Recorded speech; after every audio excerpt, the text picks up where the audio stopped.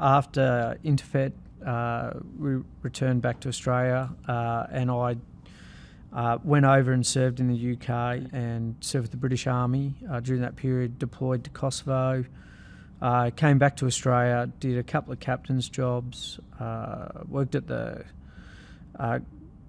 Combat Training Centre, which was an excellent experience. They were the organisation at that time that was training people for operations. So I saw a lot of people deploy, whether that was a SecDet, an OBG or an RTF 1 and 2 I was there for. I came out of that. I was ADC, the Chief of Army, which was a brilliant exposure experience, going from largely doing tactical jobs in the Army to going and working for the Chief of Army and getting an experience across a far broader look at the Army over a year. And while I was doing that job, I was selected that year to promote and be a company commander in 7RAR, which is where I went to in my first posting as Major.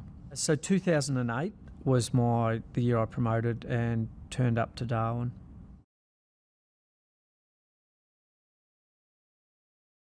I was aide-de-camp to the Chief. About June, I had been told that I was going to go to 7RAR as a company commander, and in 2008, 7RAR was warned out for 2008 to go to Iraq. And as I was finishing the year in 2007, there was a change of government, and there was a decision very late in the year that Australia was no longer going to commit the battle group to Iraq. And it was quite funny. I sort of had a farewell lunch with the Chief of Army, and he grabbed me and sort of said, "You won't be going to Iraq. The government's made a decision. It'll come out in the next week or so, but you won't be going." And so obviously I was a little forewarned compared to others, and I turned up and I just thought, well, that's what it is, and I'm sure we'll do some great stuff, some great training. Moved with the family, arrived in Darwin, and one of the rifle companies Alpha Company was deploying to Iraq as the security detachment that looked after the embassy, but the rest of the battalion quickly sort of refocused to basically conventional warfighting training.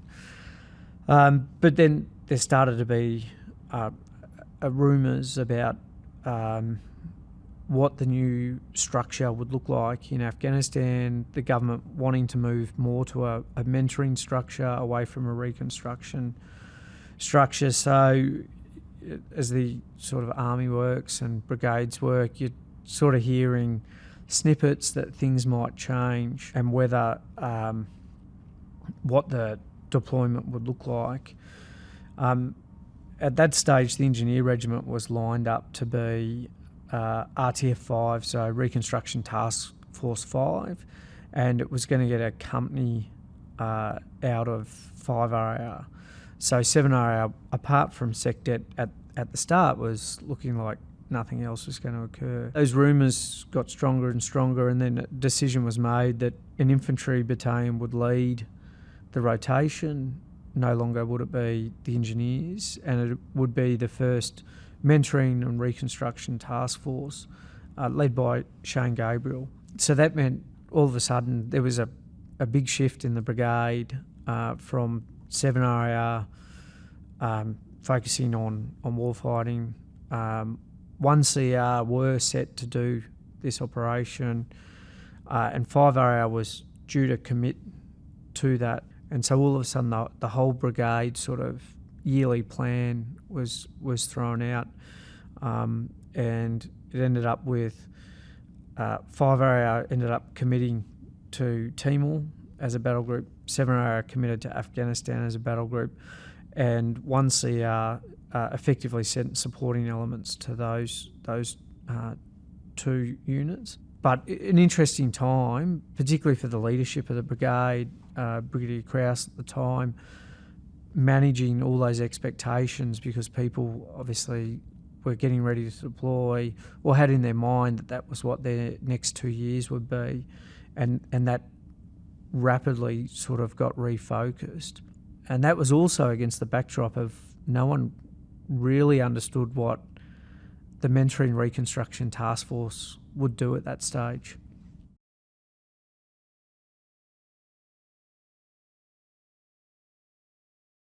The first 4 rotations into Afghanistan, which were reconstruction task forces, were commanded by an engineer CO. They had a heavy engineer, both construction and combat engineer footprint, and their role and responsibility was to increase infrastructure, build schools, and then they had a infantry company with a cavalry component in that, but that infantry company was designed to protect the engineers while they did reconstruction tasks in and out. What changed for MRTF was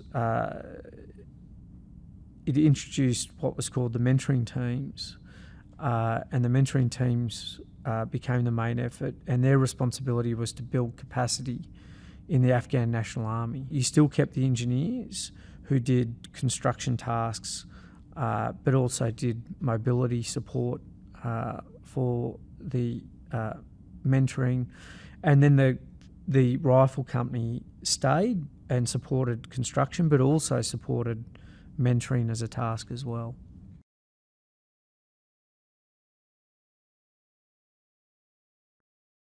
Because it was a new task, we were afforded 2 recons into Afghanistan prior to commencing the task. And as I said, it was the first time Australia had looked at mentoring.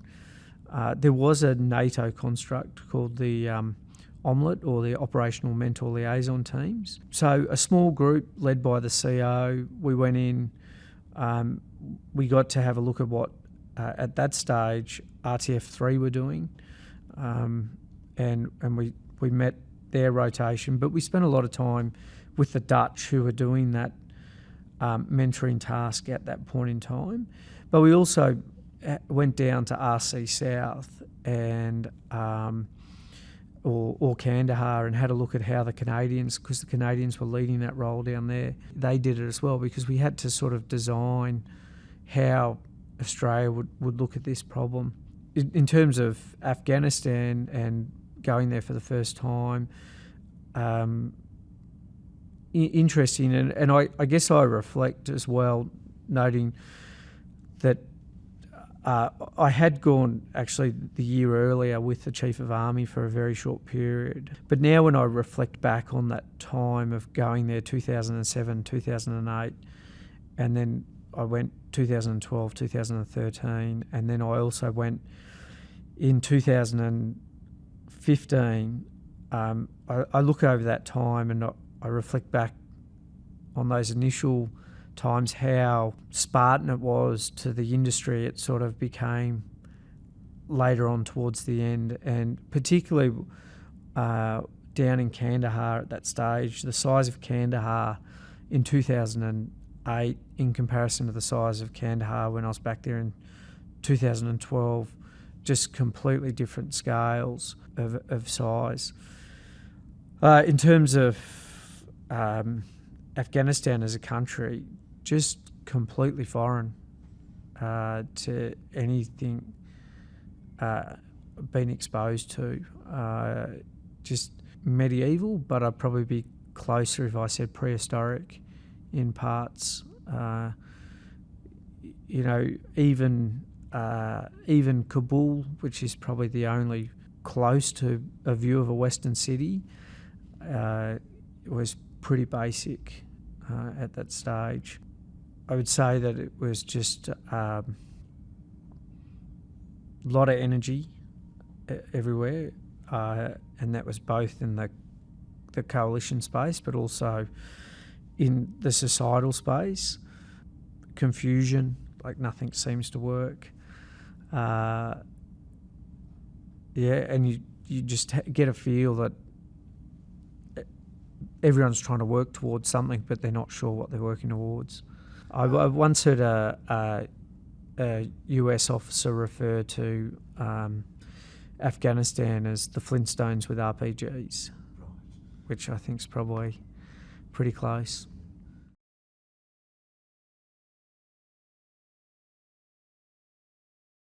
Certainly in 2008 when I went there, which was largely a Canadian footprint, the US hadn't come in any great size in Kandahar, but it was, I think it was 10th Mountain Division. There was a US division there, but it was far more expeditionary in nature. The DFACs, so the food halls, hadn't developed to what they were. There was a Timmy Hortons coffee shop, but there certainly wasn't the level of takeaway that subsequently came in later phases.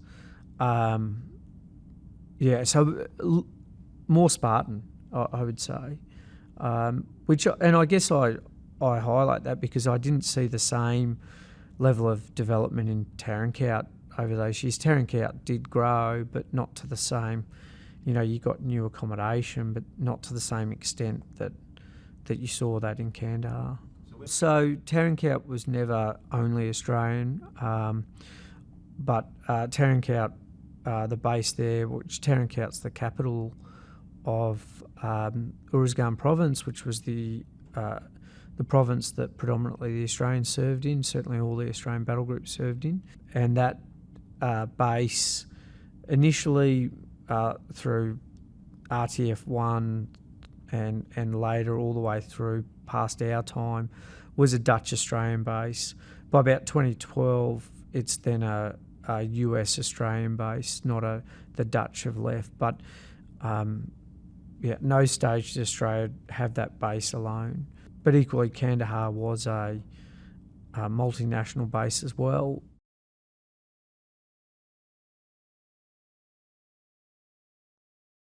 So we deployed, as you said, about September, and it was quite interesting leading up to that because no one had done this before, and we basically had to design the training and the structure. It involved us going to Germany for doing a NATO training serial, and there were a bunch of brand new things for the Australian Army involved in it. So when I deployed, I actually ended up deploying about a month before the rest of the battle group, again because there were a bunch of things that they wanted to set up for the mentoring team. So my deployment was slightly different for the rest of the battle group in that I flew in by myself. I flew into straight in at that stage to Kabul, and I did about a week-long NATO counterinsurgency course that was run in Camp Julian in Kabul, which was a sort of mixed NATO Afghan working group about how they would run operations. And so I did that course for about a week. When I finished that course, I flew down to Kandahar, where I met up with the now General Bilton, who was a colonel at the time, and he set me up to go and look at Canadian mentoring. So I flew out to Fob Wilson outside of Kandahar and spent a couple of days with a Canadian mentoring team. Went out on patrol with them, saw how they were doing it, how they were engaging with the Afghans. From there, went back to General Bilton, then flew out to Musakala, spent some time with the British mentoring team, saw how they were doing it, and then I arrived into Tarankout at the same time my team and the rest of the battalion was arriving. And as reliefs in place occur, they occur over a period of time because people are flying in as people are flying out. So you hit this period of handovers, equipment stock takes, takeovers, and so forth. And that was an interesting time because we came in and the rest of the task force had someone to hand over to. We didn't, because there was no one that had done our task beforehand. So there was a busyness around everyone else handing things over, and we sort of were just there. And, even our accommodation was new. No one had occupied that accommodation. So over that period, we just sort of sat out of the way, try to bring our knowledge up of the area, started engaging with the Dutch because that's who we were going to hand over to. But at that stage, really the focus was the battle group setting, not so much us setting up and getting ready. So we sort of, as I said, did some stuff for the Dutch, but really we're just waiting for the other battle group to depart, and then for the CO at the time, Shane Gabriel, to sort of set his concept of operations.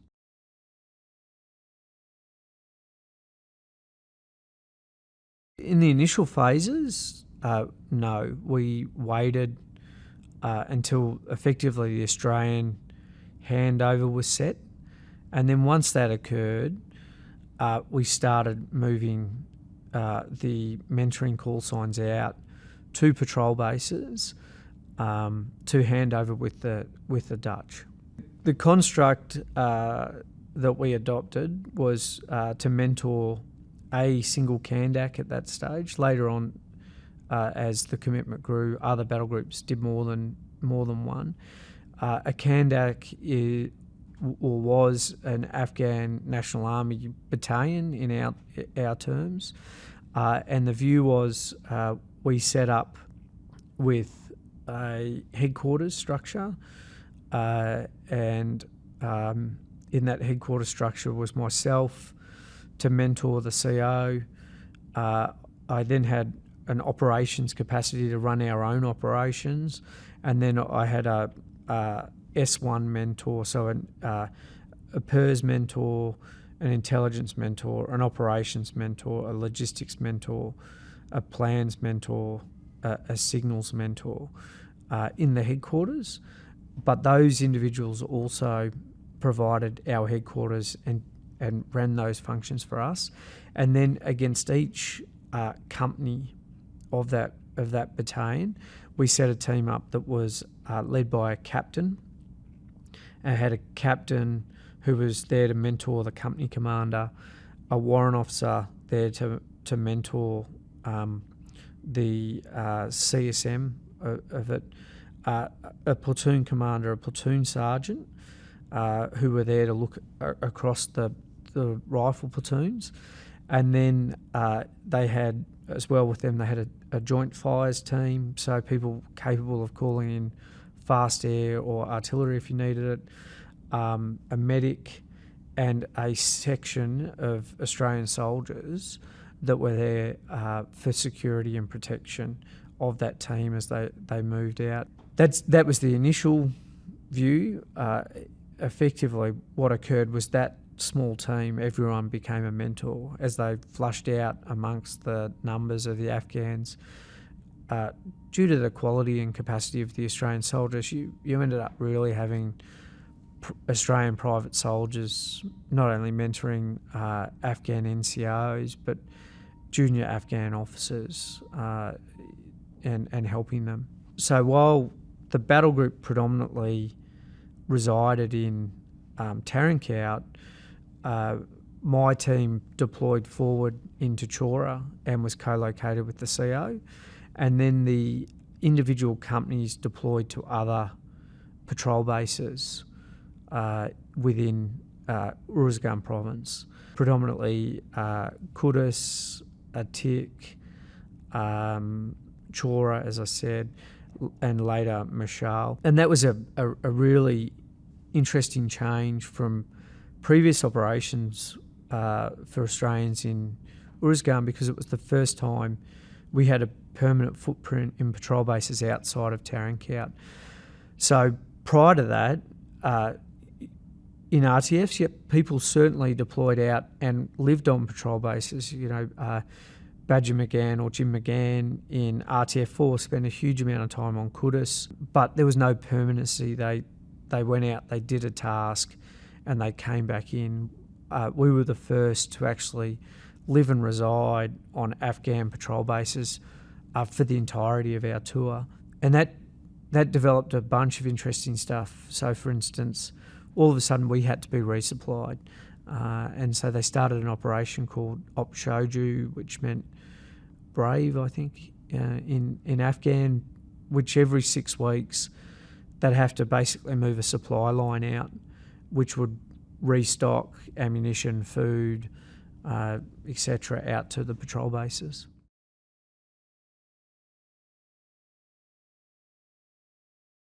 With hindsight, because we existed in the period before Green on Blues, so that wasn't. Whereas that now is the historical norm and the view of how some Afghan-Australian interactions occurred. That certainly wasn't the case when we were there. That idea wasn't even really there, and I found it interesting. I lived on Chora for a huge amount of time, and I basically slept 2 rooms down from the Afghan CO. It was a different building, but the building was within sort of, I would say, 5 metres of each other, if that. We always predominantly were armed, but we interacted and regularly, and then when I went back in 2012, and I went up to Chora, and because of Green on Blues, that they had completely locked down the Australian side of the base, and that every interaction they had to have by then was very deliberate with security if they went into the Afghan camp. Whereas in 2008, if I wanted to see the CO, there was no deliberateness around it. I just grabbed an interpreter, went and knocked on his door and spoke to him. So that, in hindsight, that was very different. But you're right, for security on the bases, it was interesting because we didn't have enough mass to provide our own security. So we had to rely on Afghan security on the bases. Because we didn't have enough men to do the guarding, the Afghans would guard the base, and we would have an individual, generally an officer or an NCO, on a radio, and that would be they would maintain comms for the base, and then you would have a picket, which would be generally just an individual because of the numbers, and that individual would spend their time on picket just walking around to the 4 or 5 guard posts, making sure the Afghans were awake, reminding them to scan their arcs, making sure their equipment was serviceable, and so it would just be literally go to one, talk to them, remind them to be looking out, walk across, do that to the next one, and that continuous loop throughout the night, making sure the Afghans were alive to the threat.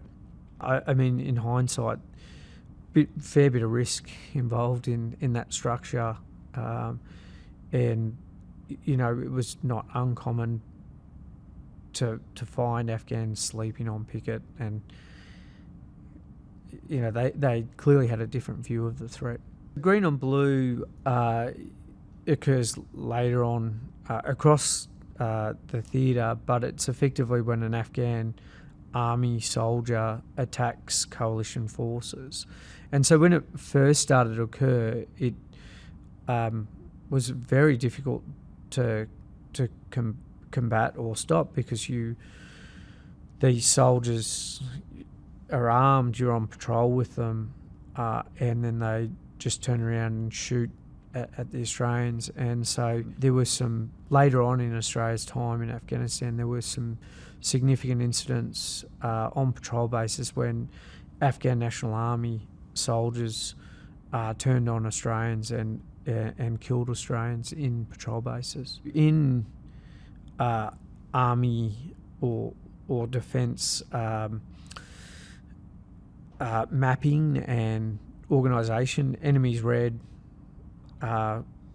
coalitions blue, and green is generally neutral actors. So blue on blue would be Australian on Australian, green on blue was an Afghan, yeah.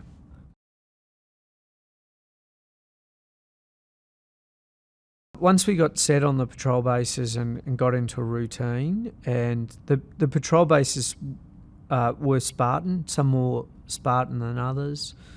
Some had a level of running water, others had no running water. And we then met with the Afghans, formed a team, and generally, so what occurred was we generated what we called a patrol program at battalion level, and we're trying to coach the Afghans through this process. And that patrol plan would then be disseminated to all the bases, which would say you need to patrol for this period of time, this location, this is the enemy threat, etc.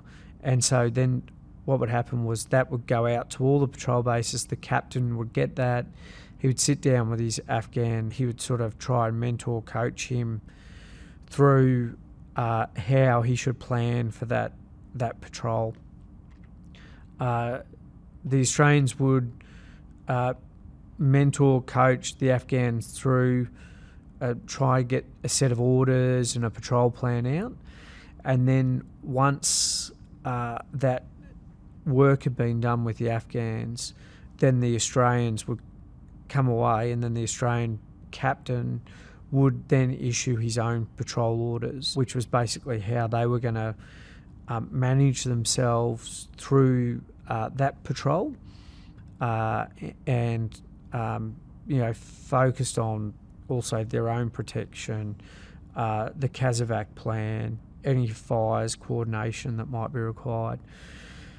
Then they would step off with the Afghans. So generally, you're talking, 6 to 10 Australians, sometimes down to 4 Australians, but generally hoping to get about 6 Australians to 10 Australians out on a patrol, because you have to leave some Australians back on the patrol base, and they'd step off with a group of, somewhere maybe between, at the lowest point, 20 Afghans, at the highest point, maybe 120 Afghans, and they'd step off on a patrol and do those set objectives that have been given to them, whether that was to go and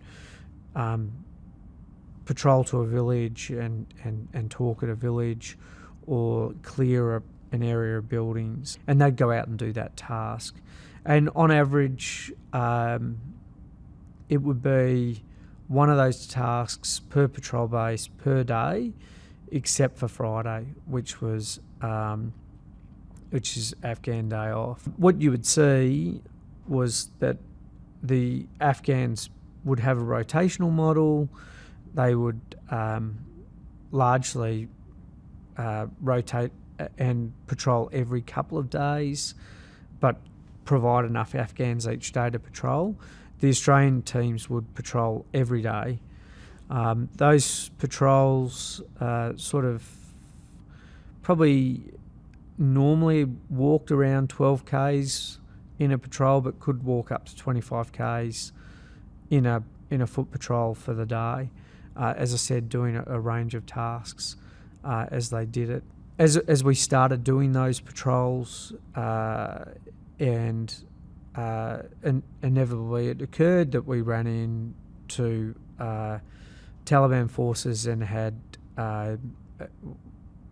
what's called troops in contact, or a contact with them, and they often ranged in size and intensity from a couple of bursts, and then as you follow up, it quickly seeps away to prolonged contacts that went for 6 hours, that involved multiple other components of support, such as Apache gunships or artillery fired in support of the Australian call signs.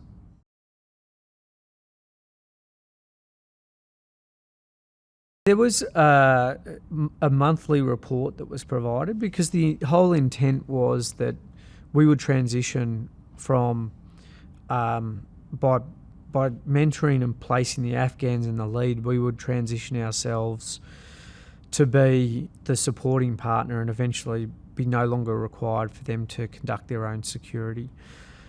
And there was, I would say, a level of pressure to, and it was a traffic light system, to move them towards green.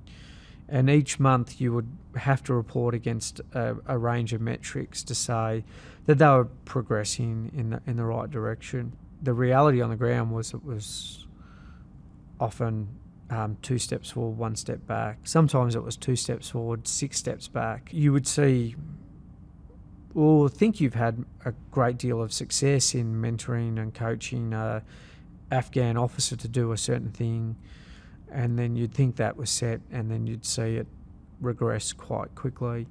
And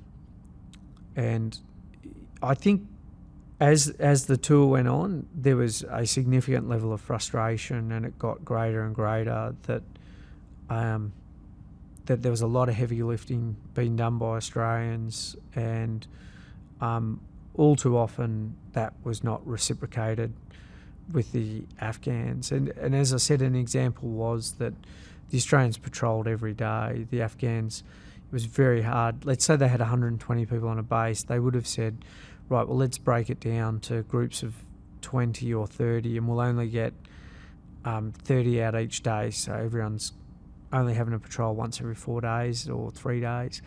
And whereas we're saying, well, we need to increase the footprint. We need to saturate the area with patrolling. So we need more people on patrol.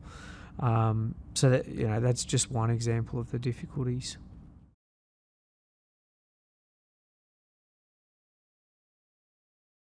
I lived in Chora and worked with the CO, and I guess my sort of daily rhythm was I would get up, we'd have sort of an in-ops brief at the start. We'd confirm what patrols were going out from what patrol base. We'd confirm what else was occurring in the coming days and what we needed to get ready for. Confirm what meetings were involved, because we'd have security meetings with the police and the CO, and then I would go over generally and meet up with the CO and confirm his view of what was going on, then talk to him about planning, and that was always a difficult thing. That was a culturally difficult thing. They did not have the same view of a time horizon in terms of planning. So we were trying to get them on a sort of weekly plan of how many patrols we're going to conduct, and sort of try and talk to them through how the week would work. That was culturally, they just didn't do that. They, like, hey, we're patrolling today. Let's talk about tomorrow's patrol tomorrow morning before we do it. And so you'd spend a bit of time doing that, spend a bit of time talking to the captains and how they were going. And then, as I said, there was a reporting mechanism, and then we'd also do a level of individual training on bases. So, they might have a patrol in the morning, in the afternoon. We would try and run some level of training on weapons or training on navigation. And the same for the CO and his staff. We would try and train them on how to plan, how to use intelligence. And they had a very different view of intelligence. They had a very, what I would say, human intelligence networks. There was no view of any type of collecting other than you talk to someone and they tell you something. So that was interesting as well.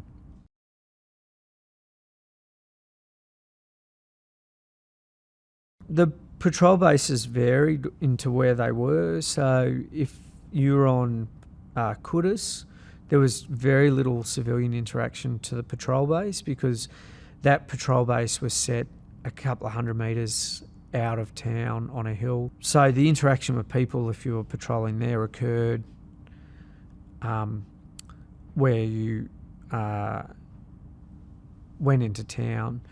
Chora was a bit different because Chora was set inside the township. To see people, you'd see them just walking around just the outside of the patrol base. And immediately when you left the patrol base, you would run into people. But generally patrolling, I mean, the soldiers had a huge amount of interaction with people because you go out, you patrol into a village. We would try and get the Afghans to take the lead on engaging with people. But you would turn up to a house, like just say it was a house of interest, you'd get the Afghans to knock, and then you'd say, right, the house needs to be searched. That would be interaction with men. The men would then get all the females of the family. They would then put them in a particular room. Then the team would go in and search the house. And then they'd move the females from that room to another room, and then you'd search that room that the females had been in. You know, we did big operations where we basically conducted biometrics. So took the biometrics of every male that entered the Chora market on a Saturday morning and that sort of stuff. So there was plenty of engagement with people.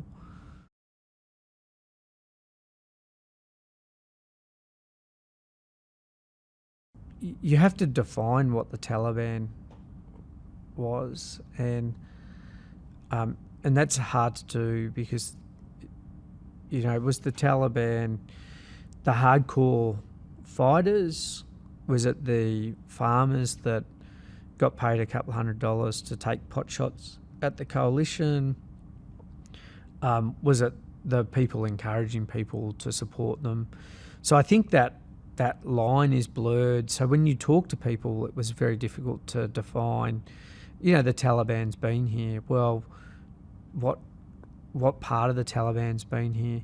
And I think it's incredibly difficult for those villagers that they had to show they couldn't show a level of allegiance to the coalition or the Afghan National Army, because there were people that would have reported on them. And, you know, the Taliban had a very effective system of night letters. You know, they would drop letters at night on houses, threatening people and so forth. But you'd certainly turn up and people would always say the Taliban's been here, or they were here, or they weren't here, or we don't support them.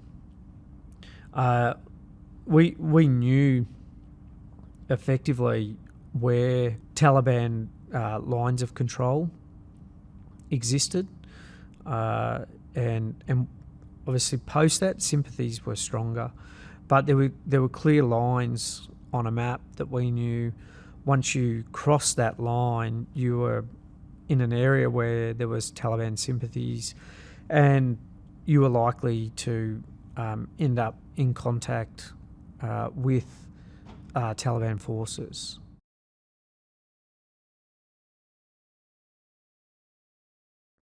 We lived on patrol bases, and I think it was quite interesting because I'd been on Interfet, and we started Interfet like that.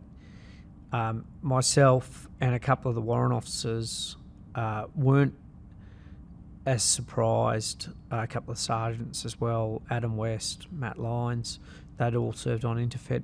So we understood sort of Spartan patrol bases because that's what Interfet was in 1999.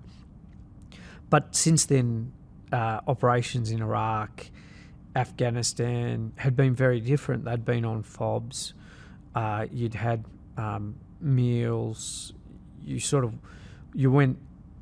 only ate rations when you went outside the wire, and all of a sudden we were on patrol bases, and so we were on hard rations for at least the first 6 weeks, I'm going to say, and then we moved to a model where initially we then went to one fresh meal a week, and then we went to a model that we had one fresh meal a day. But that was what we ended up with, and we still supplemented with rations. And we started with no support. By the time we finished, there was a cook on each base that cooked that sort of meal a day. And to be honest, those cooks stretched that, and you'd sort of get a breakfast and a dinner. And we would source locally, so we had cash. So we would give the Afghans money, and the Afghans would go into town and buy fruit and veg and bread for us that we would supplement our rations with. And that was an interesting cycle, because as the Afghan army and the locals were price gouging us, you'd see the cost of tomatoes continually rise and bread, to a point in time where we'd say, right, that's it, we're not buying anymore. And then there'd be a reassessment of prices or a new supplier, and you'd start again, and it'd go again. In terms of other conditions, there were, so Kudus and Chora had running water and basic showers, but because of the lack of water, showers were restricted on those bases. If you went to Atik or Mashal, there was no water, so there were no showers, there were no toilets. The soldiers, used long drops effectively. The only water they had was drinking water, and that's pretty precious. Communications-wise, we had a sat phone, and we had very limited time to talk to families. I think it was 20 minutes a week you got on the sat phone. And as I said, that was, for me, it looked very similar to Timor. We washed our own clothes. You're washing your clothes in buckets. To the younger generation, it was an anomaly. It was because they'd, if you were in Tarinkout, you put your uniforms in a bag, you throw it in a washing guy, you come and get it the next day, it's all washed and pressed. There's a DFAC that's serving food. There's unrestricted internet access. So none of those things existed. My view, to be honest, was I think the food became an issue. We had issues around calorie intake when people are patrolling 14 to 20 something Ks a day, wearing body armour, carrying a huge amount of ammunition. And if they were to get in contact that day, they're burning a huge amount of energy, and that became difficult to keep that up. But the lack of internet, the sort of Spartan surroundings, I think was quite good for the team, particularly at the start. It fused the team. It gave the team real focus that where the mission was and what they were here to do.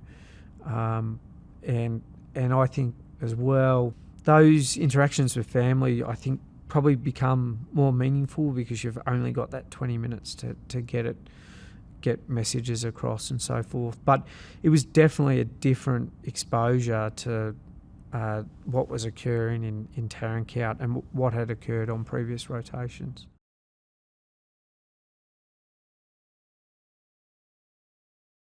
So we didn't get our cooks until quite late, I would think last 2 months of the rotation.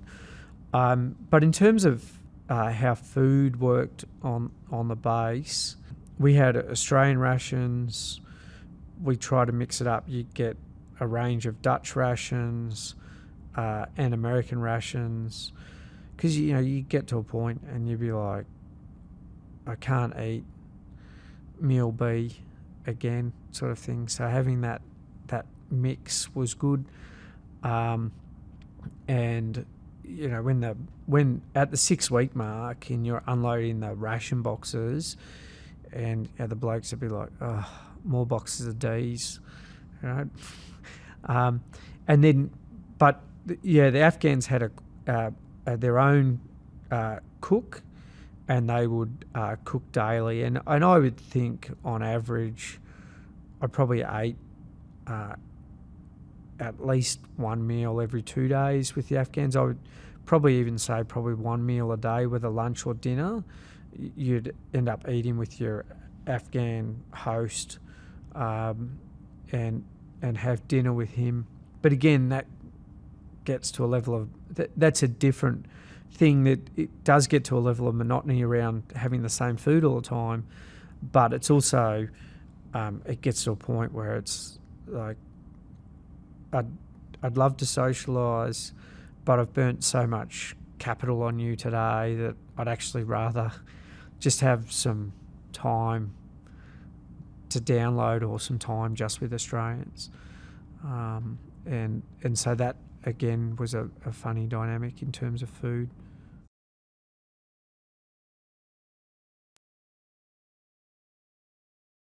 We arrived, there is a mystique and a view around the Afghan fighter, that Afghans are traditionally great fighters, and we lent into that myth or that belief. And I guess over the period of the rotation, that ebbs away, and your feelings change. And I guess for us, or certainly for me, the defining moment for the start of that is one of the mentoring teams has a big contact with the enemies on a hill called Cemetery Hill West. It's a team led by Captain Paul Graham, and they go out on patrol with the Afghans, and they get into contact as they're about to clear through a bunch of buildings, and their Overwatch gets effectively overrun by Taliban, and they have to withdraw back and consolidate the call sign, and before they can go forward back into the fight.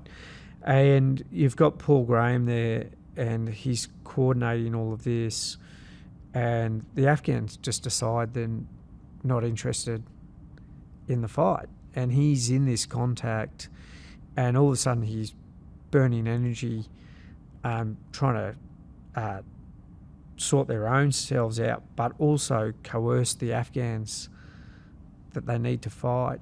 And this that work goes on for sort of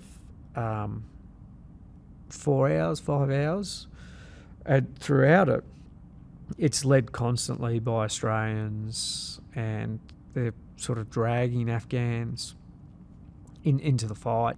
Throughout that whole period, you then sort of like, well, hang on, aren't these guys meant to be the great fighters? And you start to see that that's not quite the case, and that becomes quite a regular occurrence, is that you get into contact, the Afghans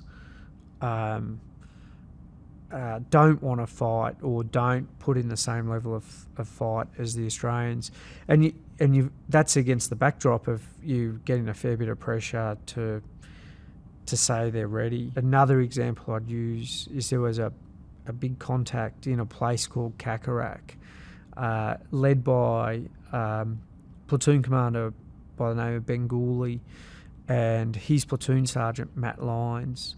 And Matt Lyons is forward with the lead section of the Afghans, where they effectively get into an ambush, and one of the Afghans is critically wounded, and the rest of the Afghans just leave, and it leaves Matt Lyons with a wounded Afghan, and no one else. And Bengali is in the background trying to coerce the Afghans to get back into the fight, to help them recover their own individual. And in the end, Matt Lyons effectively, through force of character and a huge amount of gallantry, recover that individual, while Bengali does amazing work getting that call sign together. And subsequently, Matt Lyons is awarded the Medal of Gallantry for that activity or that contact. But you start to see that, and it gets difficult, right? Because the guys are like, well, there's no partnership here. We're doing all the heavy lifting, and so I would think towards the end of the tour, you get to a point where the optimism has gone, and you're at a point of pragmatism, and you go from lofty heights of believing that you're going to leave them in a functioning state to the pragmatism of, if I can get 20 out on patrol today, that's success for this call sign. I think back in time, it's an interesting journey to watch our call sign as a whole, because the call sign becomes tougher, battle hardened, and along with that, a level of pragmatism comes with that, and a view of we're going to get these goals achieved, and they're the goals we're going to do.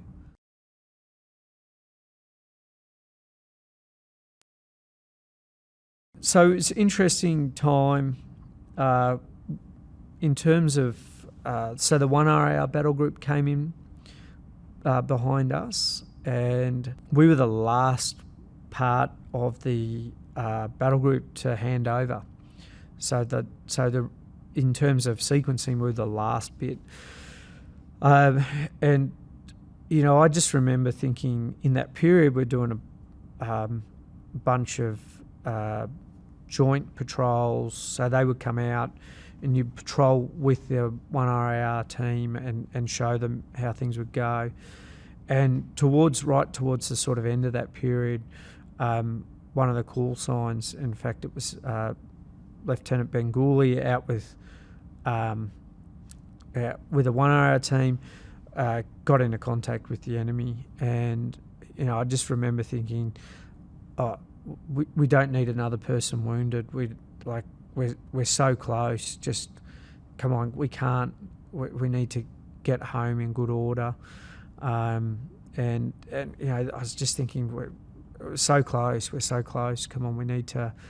And so I think that period was a fair bit of stress around. We want to finish up in good order, but and finish on the same way we started, but also very conscious that I don't want to lose anyone this close to getting home.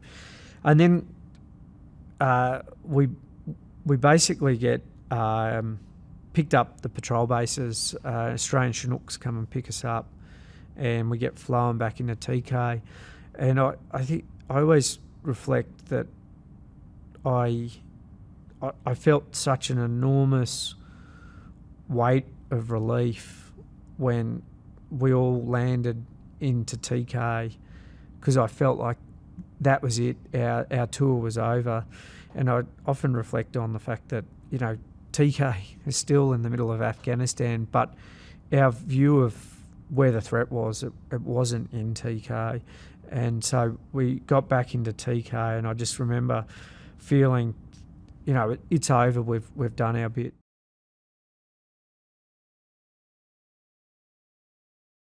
There was a period of time that we still spent in TK. We did a medals parade. Major General Mark Kelly came out for our medals parade, and that was just such a great day, because it was the first time the team had been complete for the whole tour. We'd never had a chance to come together. People would see each other flying in and out of patrol bases, but as a group, that was the first time we'd been as a group since the day we sort of deployed. And it was such a good afternoon, first time on rotation that we got 2 beers as well. And Mark Kelly did such a generous job of the way that he ran, awarded the medals, and he actually gave them to every single soldier, and true to his character, he knew everyone's name. And so we did that. We flew out into the Australian sort of theatre holding area before you get on a civilian aircraft and fly out. And I remember we landed there on the 4th of July, and there was a American party going on.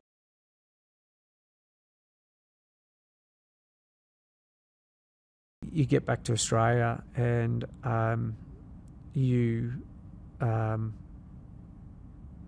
there is a period of adjustment. I think my wife would say that she was surprised at how much weight we'd all lost, just from, as I said earlier, about trying to keep the calories up against patrolling.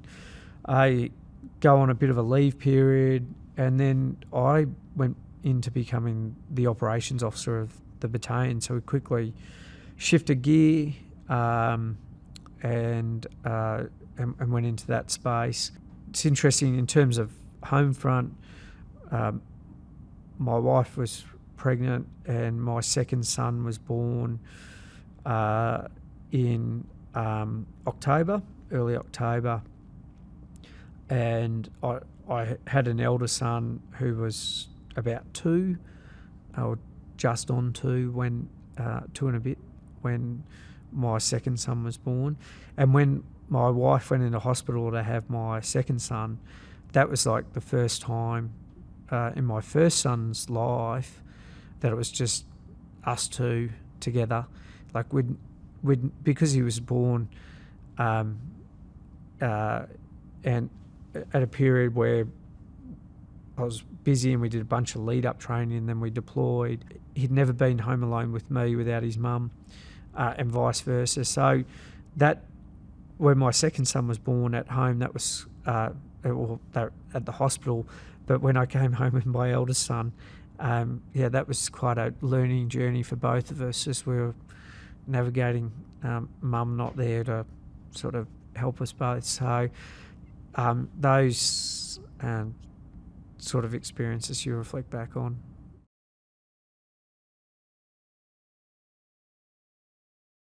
I come back to Australia. I effectively go to Staff College in 2010. 2011 and 12, I go back to Darwin, and I'm what they call the brigade major, so responsible for operations for the brigade. But at that stage, the brigade's in another iteration or preparation for Afghanistan. And so as part of that, I promote to Lieutenant Colonel and redeploy back into Afghanistan. Initially, I deploy as part of the Combined Team Uruzgan, which is the headquarters that runs Uruzgan province. As that process is occurring, there's a decision made to transfer command of Uruzgan province from the US to the Australians. And as they redesign the staff in the headquarters, I go from being the chief of staff of the headquarters to no longer having effectively a position on the headquarters. So my position gets moved, and I move down to Kandahar and operate in the divisional headquarters. So the divisional headquarters run by a Major General and is responsible for all of Regional Command South, so a couple of provinces in total.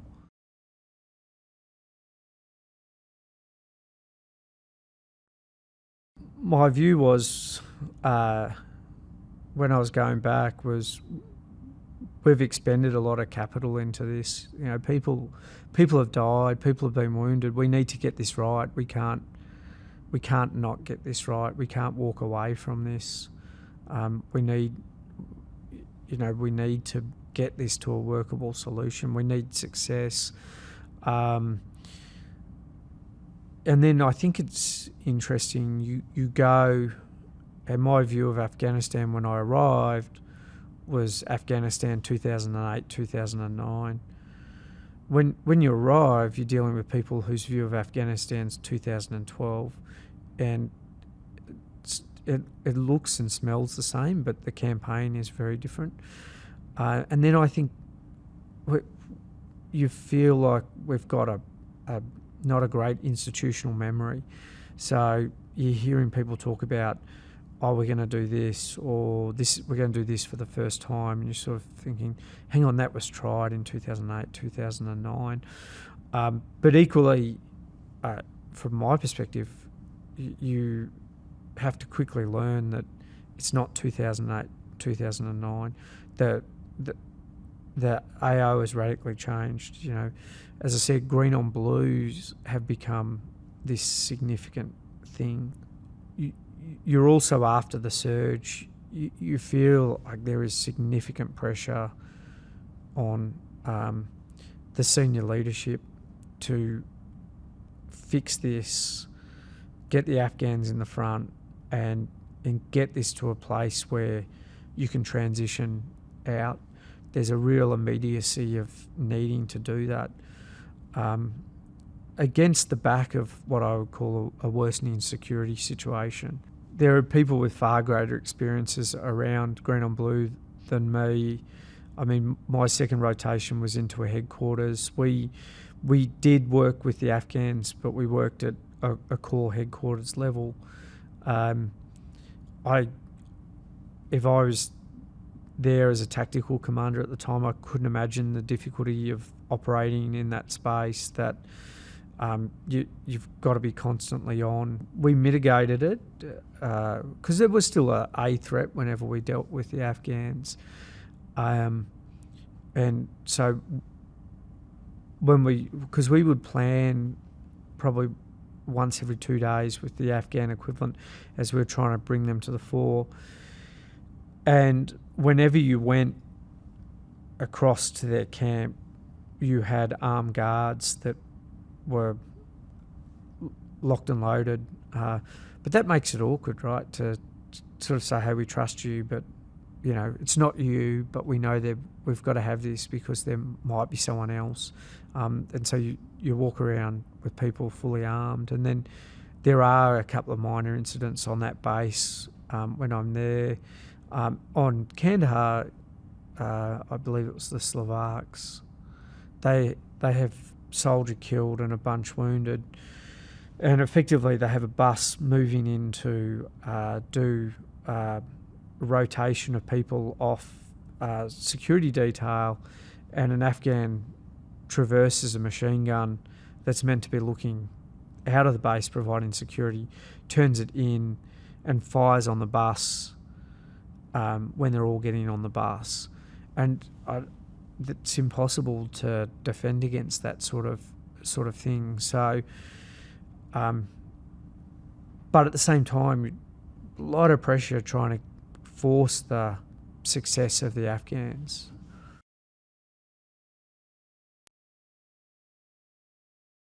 I worked in the future operations team, so we did sort of manage the divisional level activities for the next few months, and did the negotiations with the Afghans around what operations were going to occur. It was effectively worked in an office. I mean, you're in Kandahar. I had a room in Camp Baker, the Australian camp there. Would start work at about 6 o'clock in the morning, where my boss and I would drive across the camp, go in, we'd do some work. Generally we'd get like a takeaway breakfast, come in, you'd read an immense amount of intelligence reporting that had come in during the day or overnight, and then you'd just start a range of meetings throughout the day where you're trying to coordinate and bring groups together to generate an effect on the ground or support a brigade. Usually in the afternoon we'd go out and see the Afghans, and then depending on the day you'd sort of finish up around 8 o'clock at night, sometimes a bit later, depending on what was going on. You try and get PT in during the day, but what I noticed there at that time was the intensity of the fight the Americans were having through the Panjwai Valley. It was pretty serious, and taking a lot of casualties as well.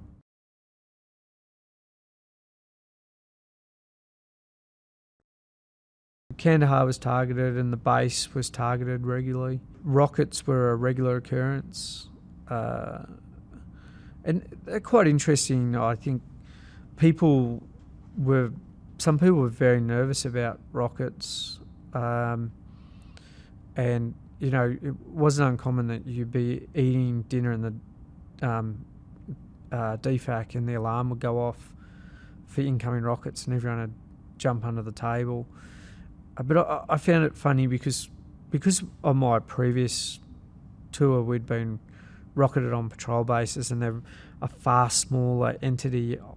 I often felt, because Kandahar airfield and the base was massive, and I often felt, well, you're going to have to be pretty unlucky for that rocket to be the one that finds you. It was a different feeling I felt to many others that hadn't had that previous experience. I do remember Thanksgiving was quite interesting because the Americans were adamant that their Thanksgiving was going to be uninterrupted by rockets. So there's a thing called point of origins where you know that they're known sites for rocket launches against the base, and they're regularly used. And in the morning of Thanksgiving, the Americans fired a bunch of preemptive strikes against points of origin, and then they flew CAP or close air patrol over the base constantly for like 9 hours. So you just had these jets just circling, effectively warning off the Taliban that not today, right? We're having Thanksgiving, which was quite a surreal experience. And but so rockets were probably the biggest threat to Kandahar.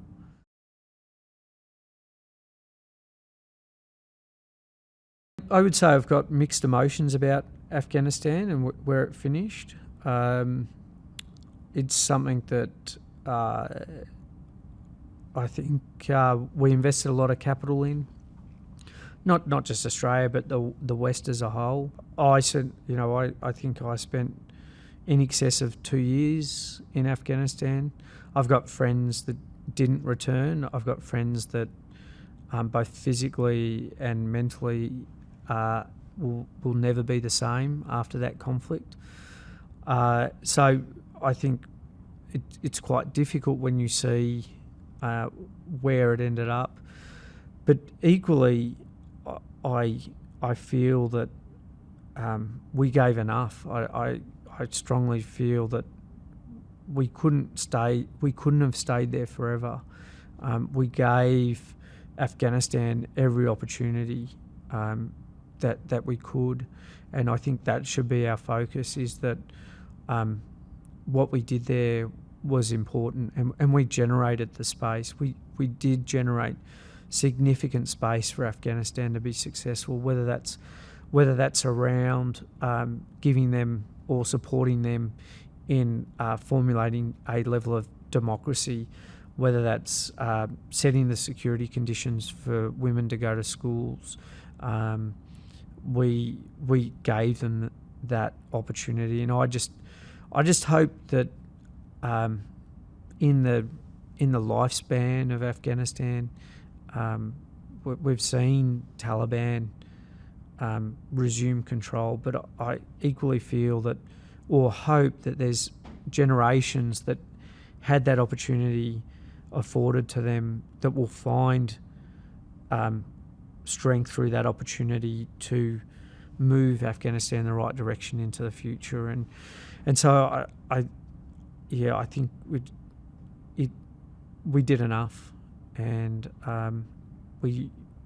my feel is we should feel some level of emotional support towards the Afghans, but our emotional support should go to the families of those who lost people, and those soldiers that have been changed by their service there.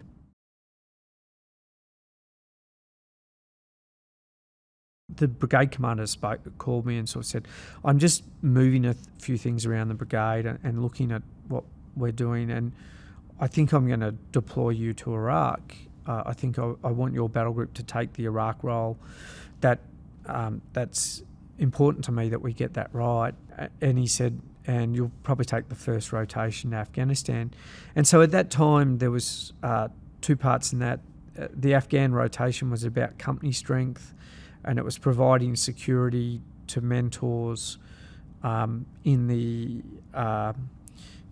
Afghan National Academy, so the officer training in Kabul. So it was a very different footprint to when we were in a province. And then the Iraq component was to send a training team to Taji, which is an air base north of Baghdad, and to retrain the Iraqi army who was in conflict with ISIS and losing ground against ISIS. So had a couple of discussions, and then he effectively formally warned me that that's what the battalion would do. And I always love it that this is the quintessential nature of Australian soldiers and battalions and so forth. So on a Thursday afternoon, we sort of had the whole battalion in the Boozer, which in 7RR is called the pig pen because the mascot's a pig. And I had the whole battalion in the pig pen, and a couple of hundred soldiers. And I said to them, I've spoken to the brigade commander, and the brigade commander has directed that 7RAR will deploy. And there's silence, which surprised me because soldiers want to deploy. That's what they join for. And I was like, oh, it's interesting. Anyway, I then said, which means that 5RAR, our sister battalion, won't get to deploy. And this massive loud cheer went up, almost lifted the roof off. And I always reflect that they were excited to deploy, but they were most excited about the fact they got one over the other battalion. And then so we then went into sort of focusing on training for those 2 roles. The role in Iraq was a training mission, but it was very, very different from the training missions that I'd experienced in Afghanistan.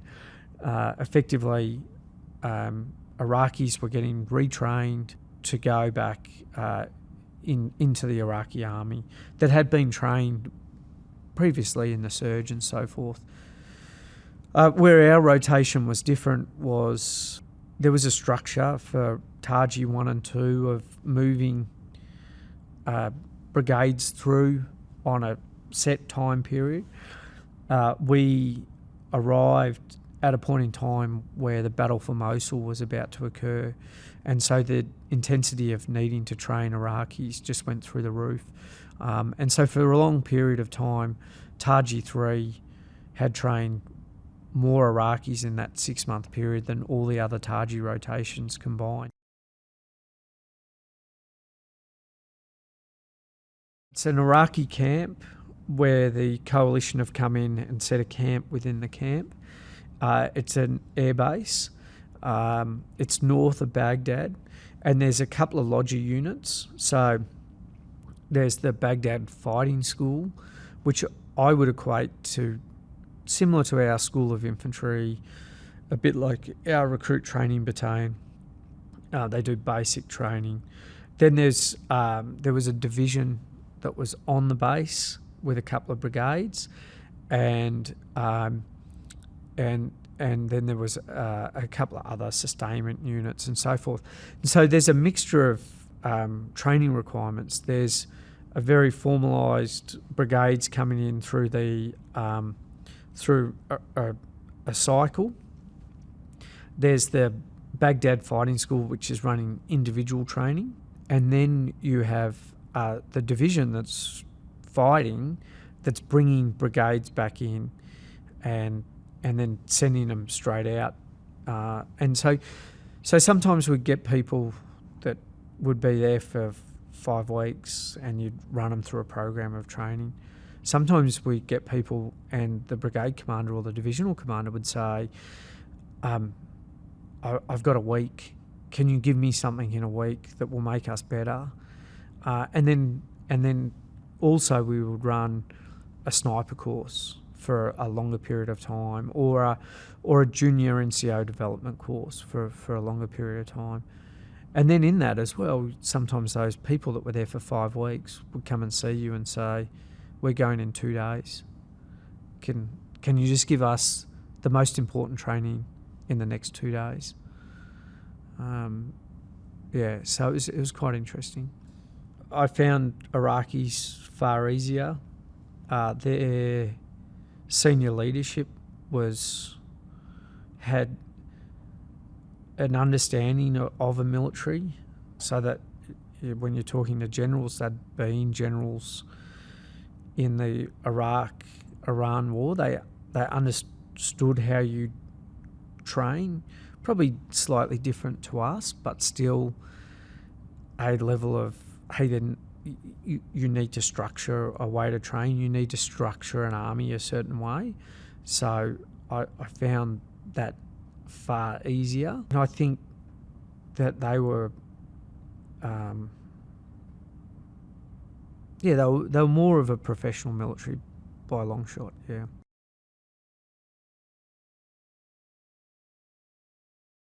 The other thing about Iraq was it was just so hot, like not comparable in heat terms to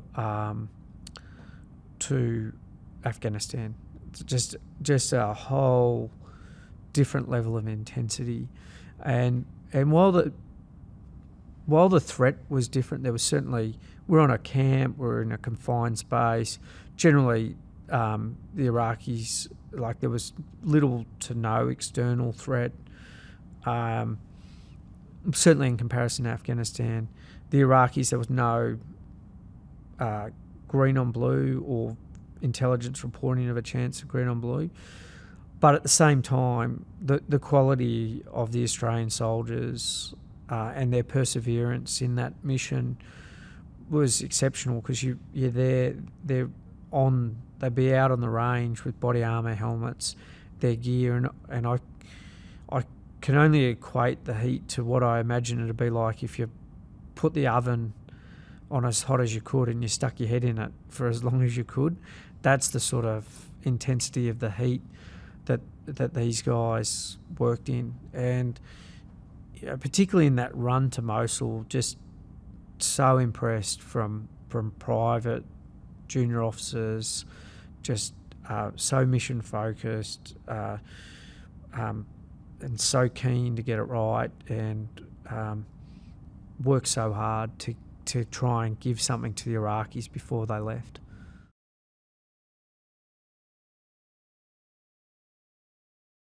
To give you an idea of the training we were doing, we go and speak to the Iraqis and say, "What do you need?" And they identified that they had this critical deficiency in snipers. And so I said, "That's fine. I've got snipers here. Tell us what you need." And they sort of said, "Well, we're not really sure. We don't know ourselves. We just need to be snipers." And so I just turned to my team and I said, "You got to train them, and you got a short period. So work out how you're going to train them, but they need to be qualified to shoot when they go into Mosul." And they're like, "Got it, boss. We'll look at it." And I ran into them sort of next day, and they're all on tablets, and they've got this rifle in front of them. And I was, "What are you doing?" And they said, "Oh, this is the rifle they've got, and we've never seen it before. We've worked out that it's a counterfeit Iranian copy of the Austrian sniper rifle. And we've identified that it's almost the same, except the muzzle blast is not set properly. And we've worked out the sight is this type of sight. But we can't find any training online. So and they were trawling YouTube and trying to find training. And so within a 12-hour window, they designed a complete training package for a weapon system that was a counterfeit weapon system in the first instance that they had no knowledge of. And then they took it and they just pumped through Iraqi snipers. And I couldn't have an Iraqi general come and visit and not talk about the quality of the sniper training. And to me, just such a great story of the quality of Australian soldiers, that a bunch of privates, lance corporals get given this problem, get given very little resources, and then within a short period of time turn around this amazing training system or style that delivered this huge capability to the Iraqis that helped them be successful in Taji.